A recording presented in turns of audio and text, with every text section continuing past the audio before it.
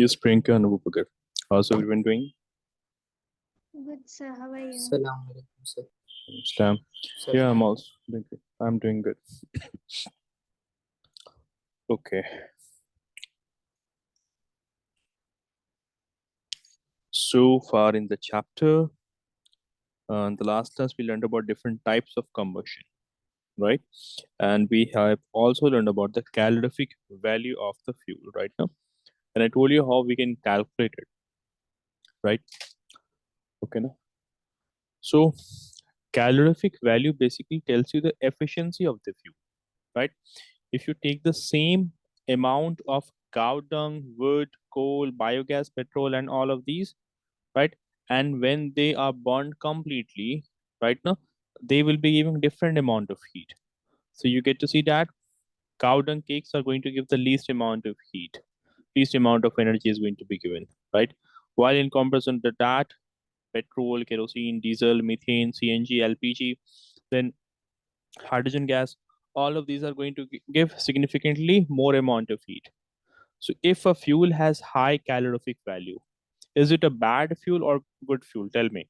If its calorific value is more, yeah, sir, good fuel. good fuel, no, right? Because what we expect from a fuel, we expect basically heat. Heat is expected from a fuel, no, right? So that's the thing. Okay, let's do some questions first. You guys have understood now how to calculate the calorific value of the fuel? Yes, sir. Let me write the formula once again. The formula to calculate calorific value. So calorific value is value equals to heat upon mass. Okay, mass of that fuel. Mass will be in kilogram, and heat is going to be in kilojoule. Kj for kilojoule, right? So take a question that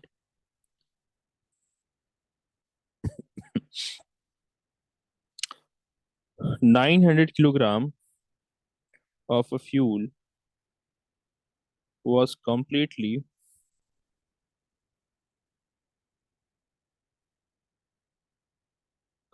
burnt. The heat produced was measured to be sorry, the heat measured to be was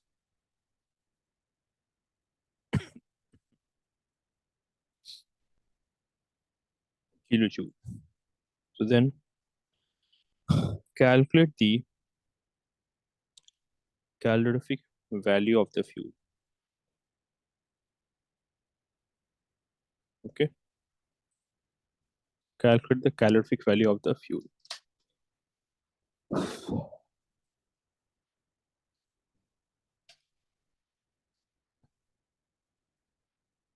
Sir, is it 900 kg? Yeah, it's 900 kilogram, that is kg.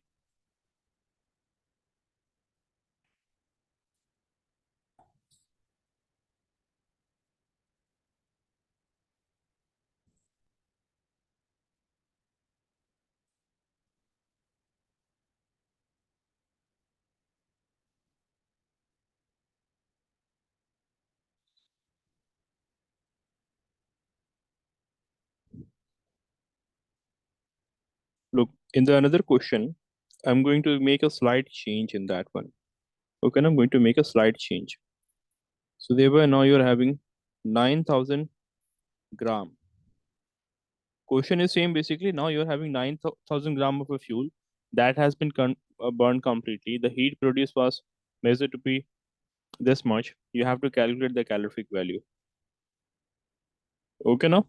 So there are two questions now. Question number A and question number B.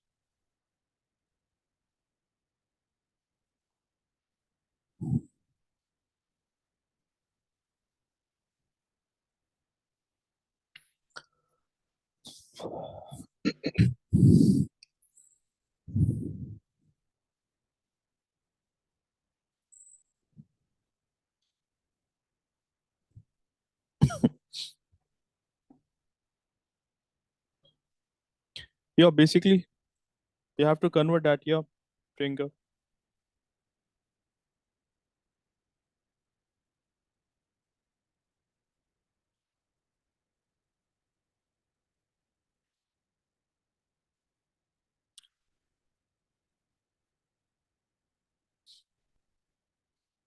What's taking so long? By now, you already should have your answers.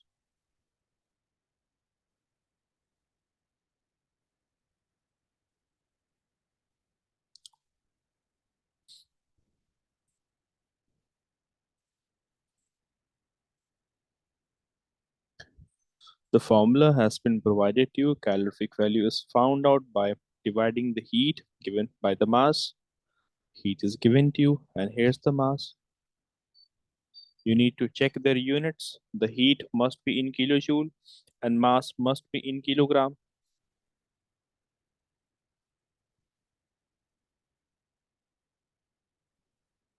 Sir, can you wait a minute? Okay, I'm waiting. I'll be waiting.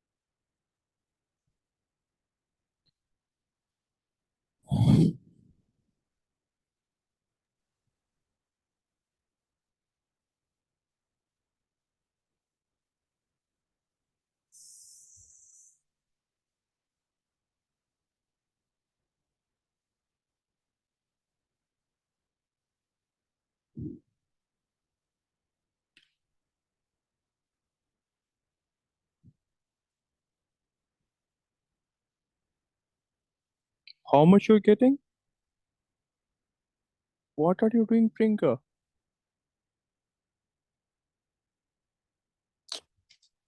Look again, look again. See, 900 kilogram of a fuel was completely burned. All right. The heat produced was measured to be this much.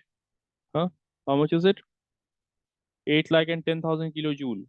You have to calculate the calorific value of the fuel. Just take a look at the previous sample problem. Here, 4.5 kilogram of a fuel was burnt, and this much was the heat given, 1 lakh 80,000 kilojoule. So 1 lakh 80,000 was divided by 4.5, and you got 40,000 kilojoule. The calorific value is 40,000 kilojoule per kilogram. Here we have used this formula, no? And what you have got, Abu Bakr? You're getting? Man, what are you guys doing?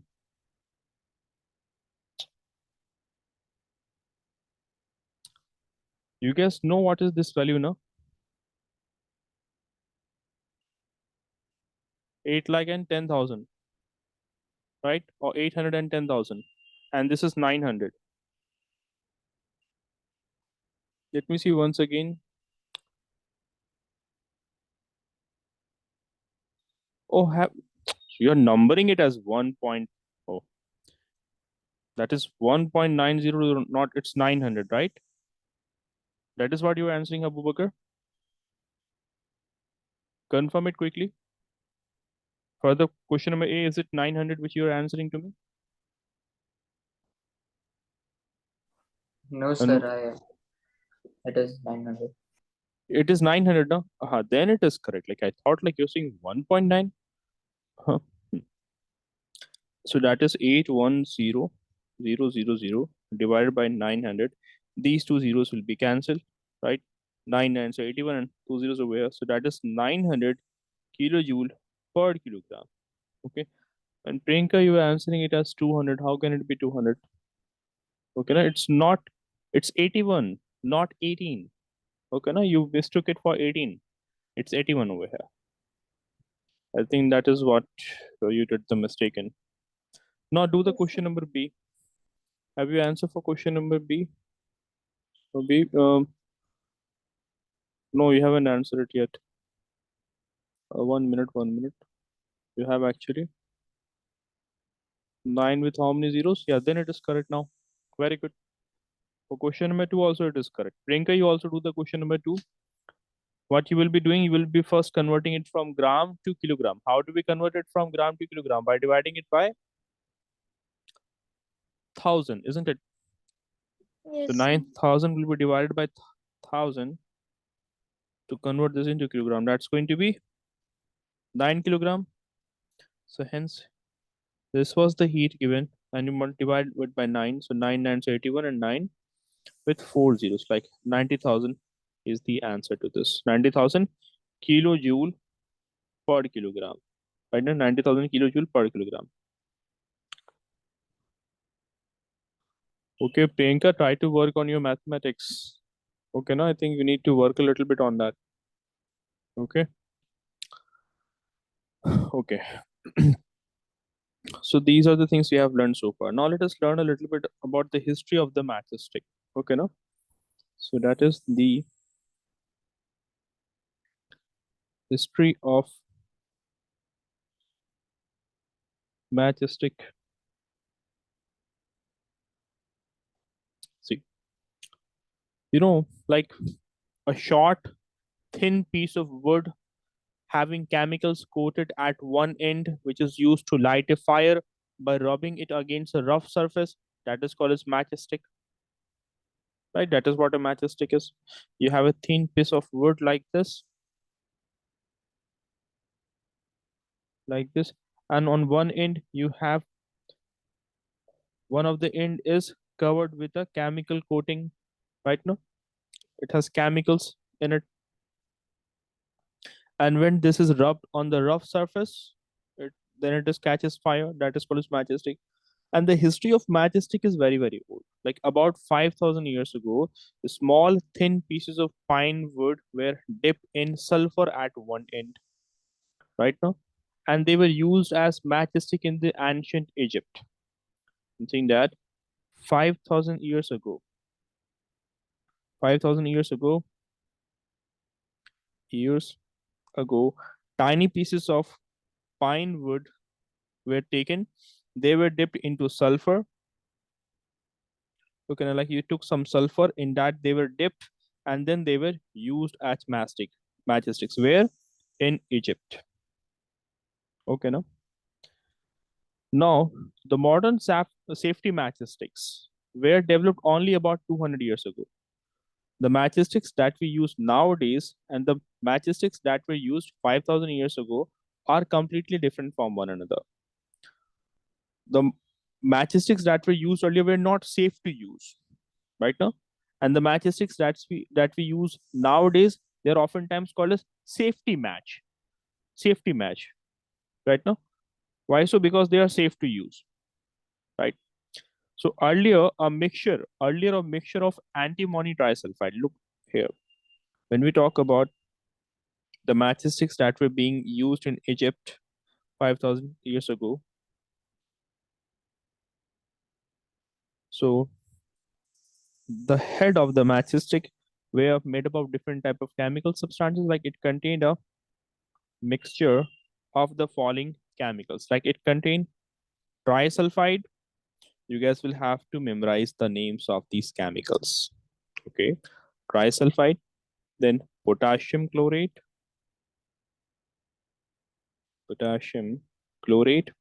and white phosphorus,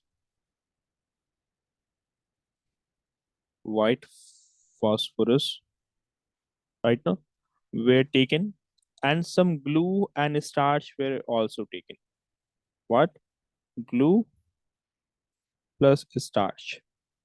So all of these things were taken, a mixture of these things were made, and it was applied to the head of the matchstick. Some of the key things to memorize here is that white phosphorus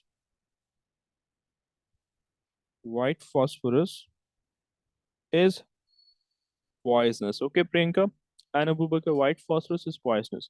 So the use of white phosphorus in making matchsticks It proved to be dangerous for the workers who were engaged in making matchsticks as well as even for the users. Tell me if that much is clear.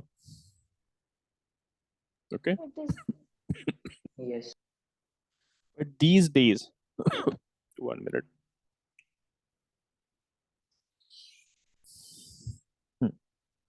These days, the head of the matchsticks or the safety match contains only antimony trisulfide and potassium chlorate. What does it contain? Only these two things are contained. The safety matchsticks. The modern safety matchsticks. These are the old matchsticks which you just learnt about. So in the modern safety matchsticks, the head of the matchsticks contains namely two main chemicals.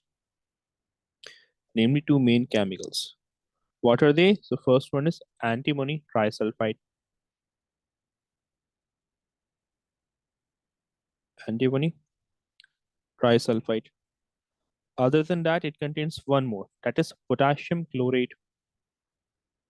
Potassium chlorate. So these are the two chemicals that is found in the head of the matchsticks. Now you guys know about the rubbing surface of the matchbox, no? Right? So the rough rubbing surface on the side of the matches box has a coating of powdered glass. What does it contain? Powdered glass, as mentioned over here. Getting it now, both of you? Then it also contains a little amount of red phosphorus in it, right? Contains a little amount of red phosphorus. So what happens when the modern matchstick, the head of which contains what? The head of this contains what? Tell me quickly. Sir, antimony trisulfide. And Potassium chloride. chlorate, potassium chlorate, good. And the rough rubbing surface of the matchbox, what does it contain? Powdered, quick. Sir, Yes. powdered glass. And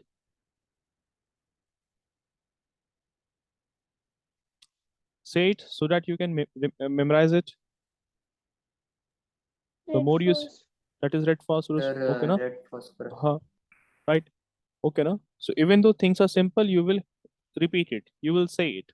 Okay, na? So that you are able to memorize it. That's the thing. So when we take the modern matchstick, and when it is rubbed against the rough surface of matchbox, so what happens due to that? Friction is generated and heat is generated. And what happens? Some red phosphorus is converted into white phosphorus, right? Some red phosphorus is converted into white phosphorus. So this white phosphorus will now immediately react with the potassium chlorate in the matchstick's head to produce sufficient amount of heat to ignite antimony trisulfide and make the matchstick head burn. So that is the thing. Let me write down all of the things over here. By the way, Lou, one thing now.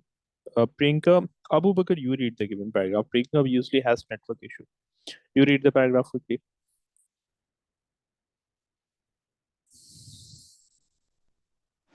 Working of a matchstick. The main component of the bulb of a matchstick is red phosphorus, which turns into white phosphorus on heating. White phosphorus spontaneously ignites, thereby increasing the temperature of The wooden stem. the wooden stem to the ignition point, and the matchstick starts burning. Okay. Getting it what is happening over here? So you have brought this matchstick near to the rough rubbing surface of the matchbox. Okay. Now as you are rubbing it, as you rub it on the rough surface, getting it. So thereby what happens? The red phosphorus. Red phosphorus is where? The red phosphorus is on the head of the matchstick or on the rough rubbing surface of the box. On the rubbing surface of the box, no? Yes, sir. So what happens? Due to heat, what will happen? This red phosphorus is going to convert into pink phosphorus. Am I correct? Am I correct? Due to heat, red phosphorus will convert into pink phosphorus. Am I correct? I'm checking your attentiveness. Am I correct or false? Sir, can you repeat again? I am saying that due to heat, red phosphorus will convert into pink phosphorus. Am I wrong or correct? Sir, wrong. Wrong. Wrong. So it will convert into Sir, white phosphorus. white phosphorus. Very good. So white phosphorus. Okay, now what will happen now? White phosphorus is going to catch fire, like it is going to ignite. Right now, it will ignite, right? And then it will increase the temperature. Okay, now, so it increases temperature as it will be igniting. As it will be igniting, due to this, it will increase the temperature, and thereby now the ignition temperature of the wood is reached. What happened? The ignition temperature of this wood is reached. Like in order to burn this wood, you need some amount of temperature now, right? So when you rubbed it on the rough surface of the matchbox, so thereby the red phosphorus present on the rough surface of the box converted into white phosphorus. Then the white phosphorus it basically ignites itself and then increases the temperature. So now such a temperature has been produced, such good amount of temperature has been produced that the matchstick can now catch fire. So in this manner, the matchstick works. Okay, in this manner it works. I hope this much is clear to both of you. Okay, now. So the working will be asked. Many times this question is asked in the exam. So if someone is still not getting it, please tell me and tell me if you guys are not getting it. No, sir. Getting it? No? So now question like, can you burn a piece of wood or or coal? I think I should have written coal. Using a matchstick, can we burn it? You take a piece of wood and you try burning it with just a matchstick. Is it possible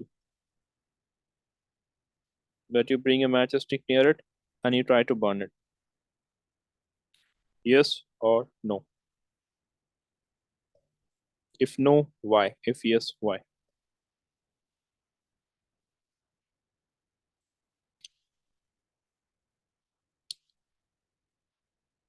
At least give the answer in yes or no. Sir, no. Obviously no. Good. Why? Because the ignition temperature of the wood or match or the coal will not be reached. Right? And that is why you cannot burn. Okay, no? Since a matchstick will not produce enough amount of heat to reach the ignition temperature of wood, so thereby the wood will not burn. Okay, na? The wood is not going to burn. So that is the thing. Okay, na? So no, we cannot burn piece of wood or coal using a matchstick because the ignition temperature of wood and coal will not reach. Will not reach. That is the answer for this. Also keep this thing in mind. This question usually comes in the exam that can you burn a piece of wood or coal using matchstick? So your answer will be no. We cannot burn a piece of wood or coal because it does not produces enough amount of heat to reach the ignition temperature of coal and wood. That's why if you have to burn the wood, so thereby you will use some extra materials. Right now you can use some small pieces of thin pieces of wood, like wood carvings can be used. Right now you can use paper, you can use cotton, so that will raise the temperature. Answer this question: which of the following is used in matchstick?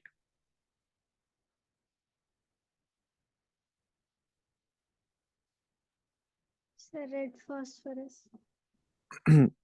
Red phosphorus. Or rather, 1 minute.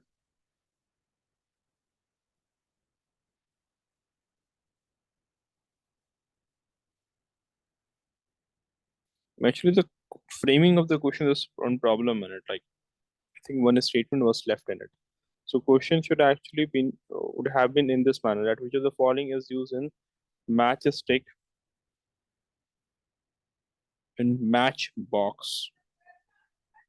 Okay, no, in the matchbox actually. I'm like this one, the rough rubbing surface of the matchbox. This one here.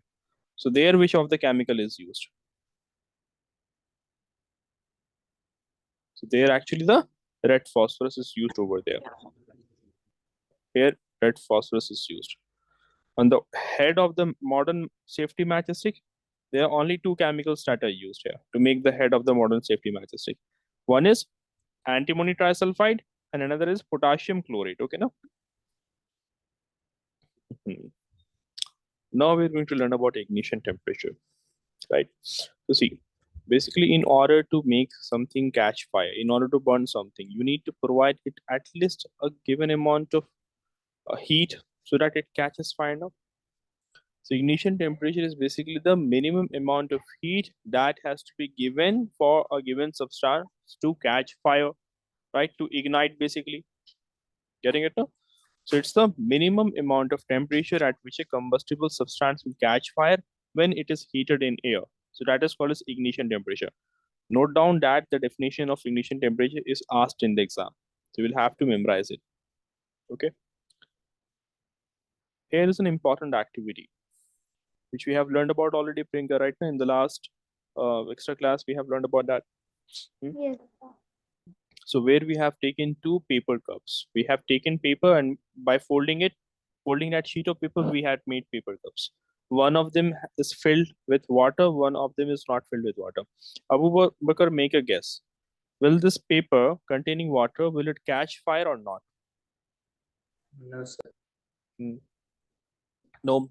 Why is it that Sir, it's it is not catching? because, sir, like,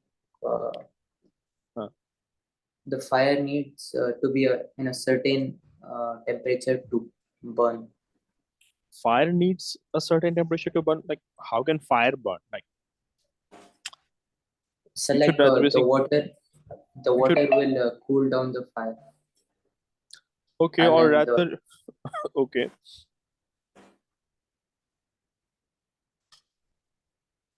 Okay, no worries. Priyanka, you tell me.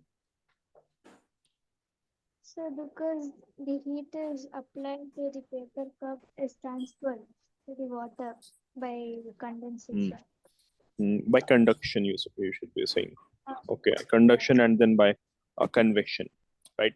So what is happening here now, Abu Bakr and Priyanka? The heat is basically being absorbed by the water, right now? The heat that is being supplied to the paper, it's actually transferred to the water, and the water will start to boil. After some time, the water will start to boil. Getting it now? That's the thing. But in this one, the paper will immediately catch fire since the ignition temperature has been reached. And here, since the heat is being absorbed by the water, so thereby the ignition temperature of paper has not reached. Okay, na? So since the ignition temperature of paper has not reached here, why so? Because all the heat is being basically absorbed by the water. That's why the paper is not catching fire, but in this one, the paper is catching fire. Okay. 1 minute. I need to charge this. So in conclusion of this activity, we will write down that the first paper, like paper cup A, let's call this, or let's say that the paper cup filled with water does not catches fire because the heat from the flame is absorbed by water and the ignition temperature of paper is not reached. While in the other case, the ignition temperature of paper is quickly reached and it catches fire. Okay, Priyanka and Abu Bakr. So Yes, sir. observation from activity 4.4, observation and conclusion both. So in the activity, we observed that paper cup filled with water does not catches fire and water starts to boil while the other cup instantly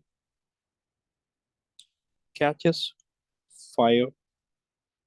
As for the conclusion here is that the ignition temperature of the paper has not reached. So the heat is absorbed by water, okay, na? And the ignition temperature, like the amount of heat that is required, the temperature that is required by the paper, that is not being reached here. So the heat is absorbed by water and the ignition temperature is not reached. Hence, the paper cup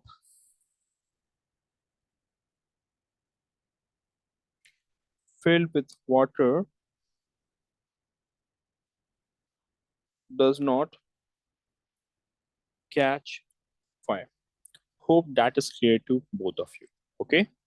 If there's any question still left, please tell me. Okay, now because now we are going to learn about something very important, that how do we control fire. First of all, like we learned a little bit about the fire. Any questions so far? Any confusions? No, sir. Okay, if you have, just let me know, because if you are going to stay silent and not actually going to tell me honestly, so that will be reflecting in your exams. Okay, now to be honest with me. Yeah. So fire basically it's a result of a chemical combustion reaction that occurs when some fuel is basically burning. So fire, you get to see it as a result of a combustion, right? Now whenever something would be burning, it will give out fire. Like you take a piece of wood, right?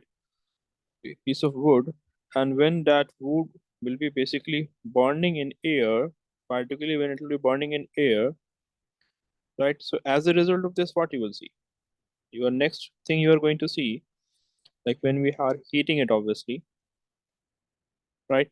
So the next thing that you will see, that this wood is now on fire. Right now it is has now catch fire and it is in flames. Getting it? So fire is the result of a chemical combustion. Right now what has happened over here? Here a combustion is taking place or not? In combustion, a fuel reacts with oxygen from air to give out heat plus light plus carbon dioxide, and sometimes some other gases are also given out. Like generally carbon dioxide is given out. Other gases can also be, we can write other gases also. So isn't it a chemical combustion? Like isn't it a combustion? Right now it's a combustion where a fuel is reacting with oxygen from the air to give out heat, light, and some gases like carbon dioxide. So as the result of this combustion, sometimes you can get to see a fire like this thing. The wood is on fire. Now, how long a fire will last will depend upon how much of fuel and how much of oxygen is available. If there's a good amount of wood, so the fire can last for several hours, right? Like you get to see that in forest fire. Right now, the forest fire can continue to be like the forest can continue to be on fire for several weeks or several months. All right, depending upon the wood and like how much of wood and how much of oxygen access does it have. Now question is like, how do we control fire? So fire can be controlled in various ways, right? Now, just now you have learned that burning or combustion produces fire, right? And also you guys know that fire is useful as well as harmful. We make a small fire in a gas stove to cook our food. That's a useful fire.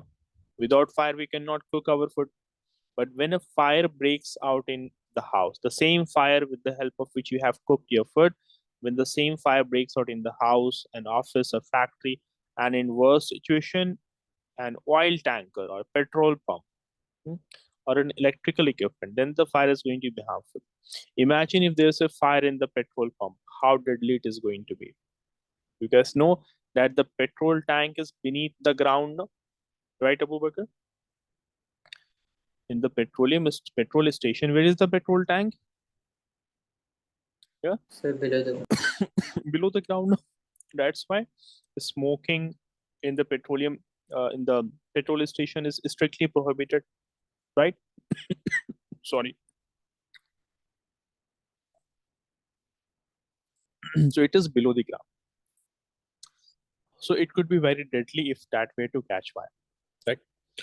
So these fires must be brought under control and extinguished at the earliest, like as early as possible, quickly extinguish such kind of fire. Now, the process of extinguishing a fire is called as firefighting. Obviously, a simple thing. Process of extinguishing that fire, we call it as firefighting. So, how does the firefighter extinguishes a fire? You guys tell me. How do they extinguish the fire? What do they do?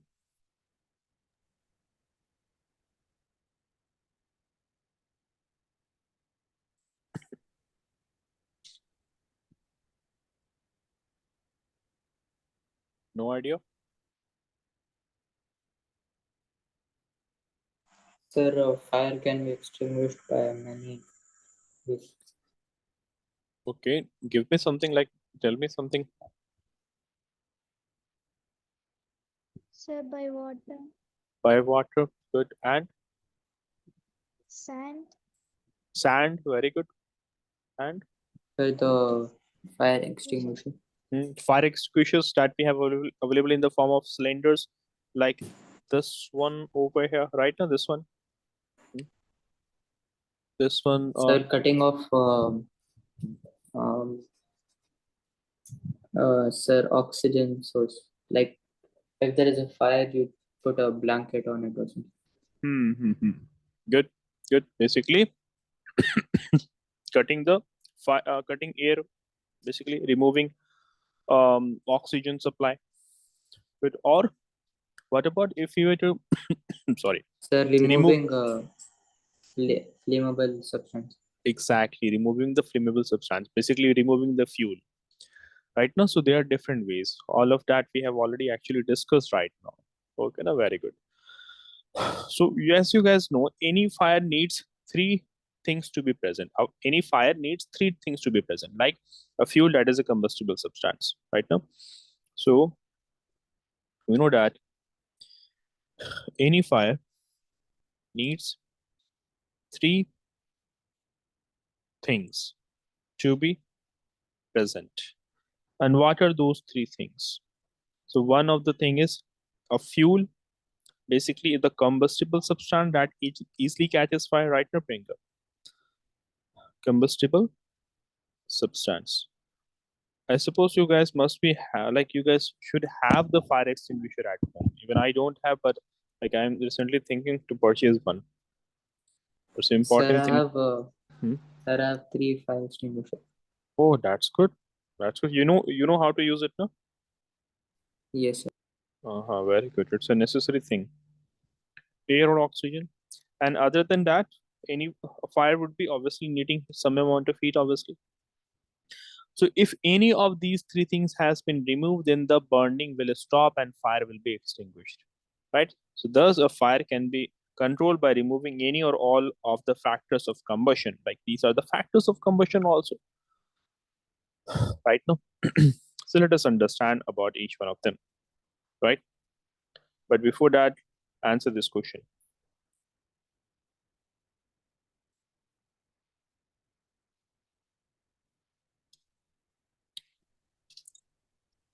Sir, any of What? Any of above. That is fourth on your sync finger. Very good. Okay. Also, we'll be learning about that in a while, or just 1 minute.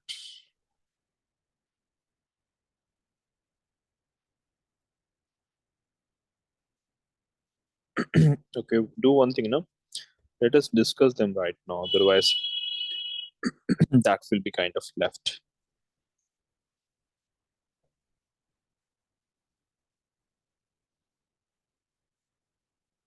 You guys told me that your vacation hasn't started yet, no? Yeah. Yes, Priyanka, your vacation hasn't started yet. Yes, sir. It will Oh, start at 25th. okay, this time. So first, we are going to remove the fuel, or basically the combustible substance. Combustible substance. So fuel or combustible substance is kind of food for fire. It's food for the fire.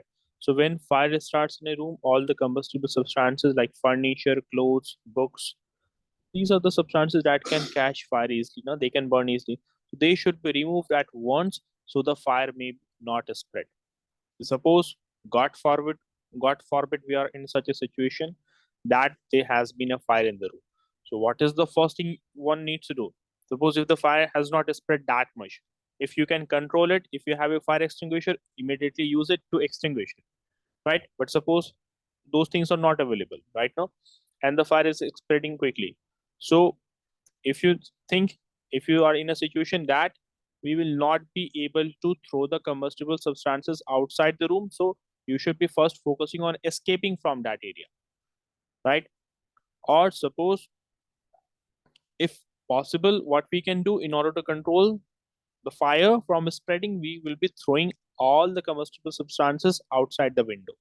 Just throw it away from the room so that fire can be controlled, fire can be stopped from spreading. Getting it, Abu Bakr and Priyanka, right? Yes. In, f- huh. yes, In yes, fact, the most important thing is, if possible only, then cooking gas cylinder should be removed and electricity should also be switched off. Right now, that's the thing. Okay. But however, usually it's not possible to remove all the combustible materials from the place of fire. Usually it is not possible. Right now, it's a very complex thing. So that is the thing. So fuel is a food for fire. It's a food for fire. By removing the combustible substances, fire can be controlled. Fire can be controlled. That's the thing. Main important particular things to be kept in mind in this one is like, if possible, we should remove LPG cylinders and cut off electricity. Cut off electricity. Okay, so these are the things that one can do if possible, although it's not possible. Next, we can remove the heat. It's now question like, how do you remove the heat? Right? It's not like something you can grab and remove. So basically, water can be used, no, to remove the heat from a burning substance and make it cool down. So when you will use the water, the ignition temperature will be lowered, meaning that the heat is being removed. We are cooling the You are cooling the fuel, you are cooling the combustible substance. So the amount of heat that is required to burn, that is required by substance to burn, is no more there. So using the water is also a good option, but you cannot use water everywhere now. Suppose if the cause of fire is electricity, short circuit. So there, using the water to extinguish it can be very deadly. So you can either use the carbon dioxide fire extinguishers like this one. Okay, now this one over here, CO2 is the carbon dioxide fire extinguisher, or either you can use sand. Okay, now hope you guys are getting it. Okay. Also, if you have traveled by Indian railways, right? Indian railways or in some particular places, you might have seen those small metal buckets containing sand in it. They are particularly kept in the corner, like in a place. Right now, it will be having sand in it. So suppose if there's a fire, people can use even sand to extinguish it. Getting it? What I'm saying? The second is Yes. removing heat. Removing heat. So water is used to remove heat. Water is used to remove heat right now as it cools down the combustible substance, cools down the burning substance basically.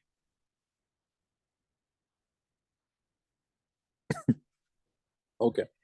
So when water is thrown on a burning substance, it cools down, like it gets cooled down below its ignition temperature and it stops burning. So it cools down the substance below its ignition temperature, and thereby it basically would be extinguished, right? So for example, when fire brigade man throws, as you see over here, when a fire brigade man throws a strong stream of water on a building on fire, the burning material gets cooled to below their temperature, to below their ignition temperature, and fire is extinguished. Also, the water vapor will be produced by the action of heat of fire. Now, water vapor will also be produced, isn't it, Abu Bakr? So the water vapor that will be produced due to the action of heat, like as you guys can see, like water vapor is also being produced over here. Like some amount of water vapor will also be produced, although smoke is also rising, right?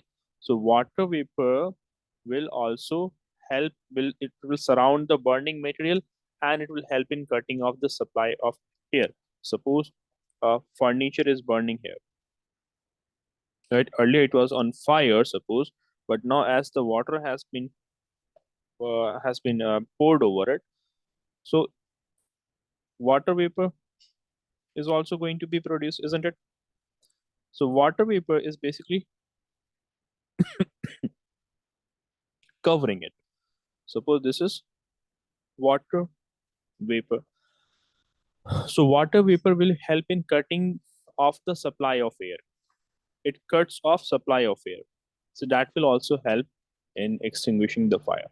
Also, this, like you see that the fireman that extinguishes the fire, they throw water under high pressure on the burning things like houses, factories, or other buildings. Okay, that is also something. And also, like this water is only going to work only when things like wood, paper, clothes, when only these things are on fire. But if the fires that are caused by burning oil or petrol, right, or suppose they are caused by electricity, so their water cannot extinguish the fire. Getting what I'm saying? That if the cause of fire is due to oil or due to electricity, there it's not a good option. Any guess why? Yes,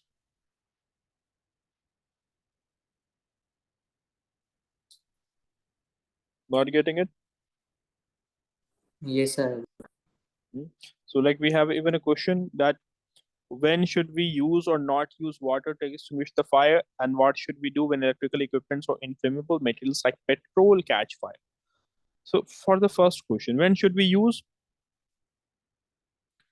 water? When burning substances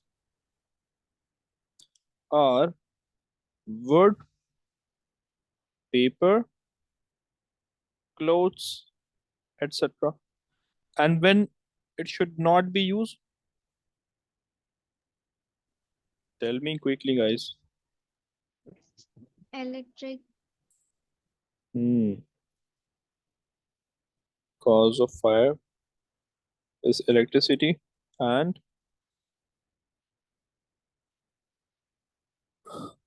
yes, and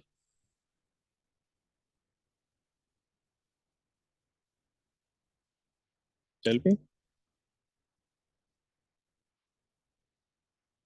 Burning oil, like petrol. Okay, petrol. So thereby it cannot extinguish the fire. Let us understand. Let us understand why so. Why it is not going to be suitable to use it there. So there's a good reason behind that. Now, as you guys know, okay, you guys tell me.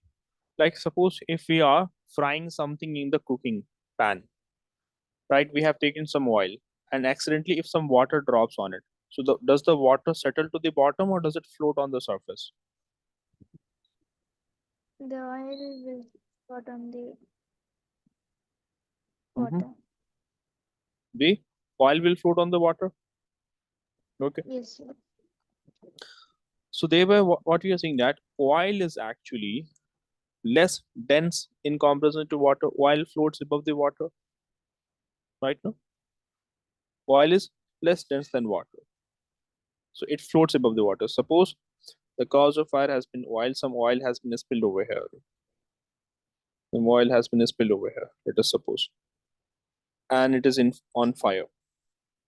It is on fire. Let us suppose.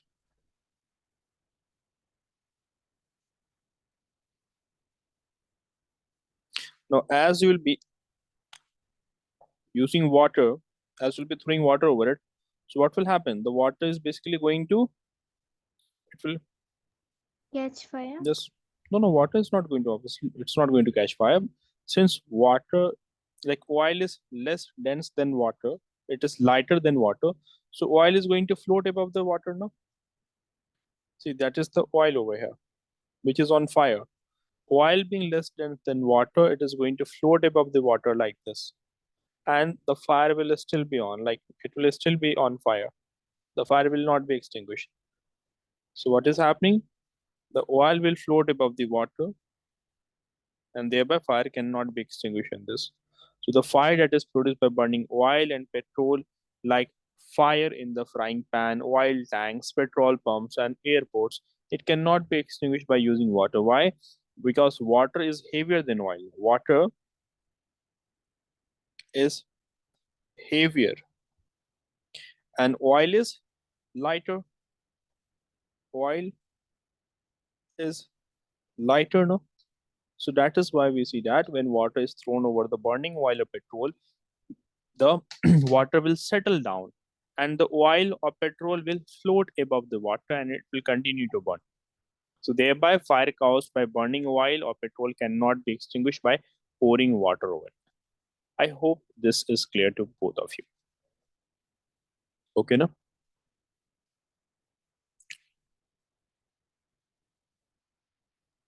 Yes, sir. So further, Yes, sir. when water is poured over burning oil, it settles down, and oil floats above it, and continues burning. Hence, it's not suitable to use in such a situation. So there, what you can do? What alternative do you have then? Then you can use the fire extinguishers, right? Then next, what you can use? You can use sand. You can throw sand over it, and you can use fire extinguishers. Those are the better alternatives to use. Then suppose if the fire has been caused due to electrical short circuit in the electrical appliance or in the household wiring, in the electrical wiring. So then again, it should not be, water should not be used. Why so? Because the ordinary water. Like, you're not going to use distilled water to extinguish the fire, or are you? We will not use the distilled water, and the fire extinguishers will not be using the distilled water. Distilled water is very it's quite expensive in comparison to the ordinary water. Ordinary water does not cost anything, right? So you would have seen the fire hose. Like, there are fire hose in big cities like that. In the footpaths in this street, you might have seen this right now. I think that is called as fire hose, if I'm not wrong, right, Priyanka? Like this, getting it. So they will come to the location, they will connect the water supply to this right now, and then they will use it to extinguish the fire. But the water that is in this one, it's like the ordinary water. So ordinary water, it conducts electricity to some extent. Now, ordinary water, it conducts electricity to some extent. So when water is thrown over the burning electrical appliance or burning electrical wires, it can give electrical shock to the persons who are involved in firefighting, or the persons who are stuck inside the building. Hence, the water should not be used to extinguish the fire, the cause of which is electricity. So that's it for today's class. In the next class, we'll be learning about